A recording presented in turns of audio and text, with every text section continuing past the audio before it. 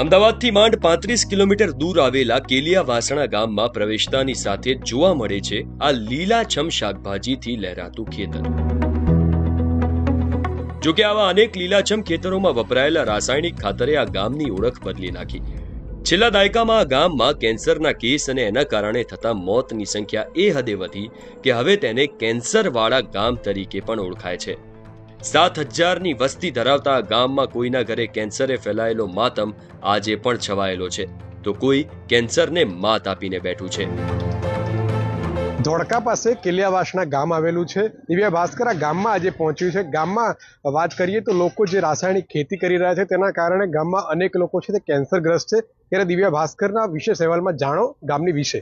Cancer કે કેન્સરના દર્દીઓ શબ્દ કાને પડતા જ ગામના ચોરે બેઠેલા લોકો ઘર ભેગા થવા લાગે છે। બાકડે બેઠેલા વશરામભાઈ પહેલા માત્ર મોઢામાં ચાંદી પડ્યાનું રટણ કરે છે, પણ પછી સ્વીકારી લે છે કે તેમને જડબાનું કેન્સર હતું। ગામમાં પટેલ, ઠાકોર, ક્ષત્રિય, રાજપૂત, રોહિત સમાજના અલગ અલગ વાસ આવેલા છે। જો કે કોઈ વાસ એવો નથી કે જ્યાં કેન્સરે પગલા ના પાડ્યા હોય। અહીં કોઈને અન્ન નળીનું તો કોઈને ફેફસાનું, તો કોઈને બ્લડનું તો કોઈને મોઢાનું કેન્સર છે। ગામના મોટાભાગના ઘરોમાં ડોક્યું કરીએ તો કાં તો ફુલહાર ચડાવેલા ફોટોગ્રાફ નજરે પડે, કાં તો મોઢે રૂમાલ બાંધેલા ગ્રામજનો। દરેકની આપવીતી લગભગ એક સરખી જ છે। પહેલા ચાંદી પડે, પછી ચાંદુ થાય અને પછી ખબર પડે કે કેન્સર છે। ચાંદી પહેલા શરૂઆતમાં નાની પડે છે, એમ પછી ધીમે ધીમે મોટી થાય છે। એને દવા બાયોપ્સી કરાવો ત્યારે જ ખ્યાલ આવે કે આ ચાંદી છે નહીં છે।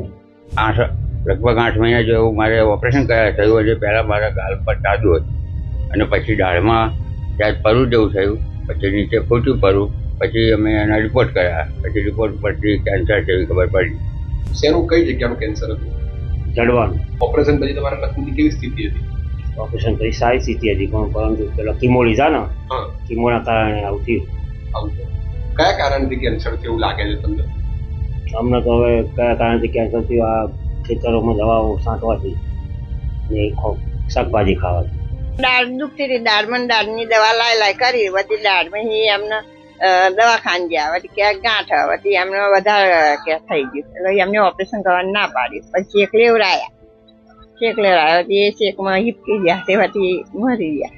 એ તો અહીંયા ઓપરેશન કરી પછી ખબર પડી। ક્યાંનું ઓપરેશન કરાયું હતું? એવું ગળાનું એટલે કેન્સર નથી, ગુજરી ગયા? કયા કારણથી ગુજરી ગયા? એ કેન્સર ના લીધે જ ગુજરી ગયા। ખબર નહીં એમનો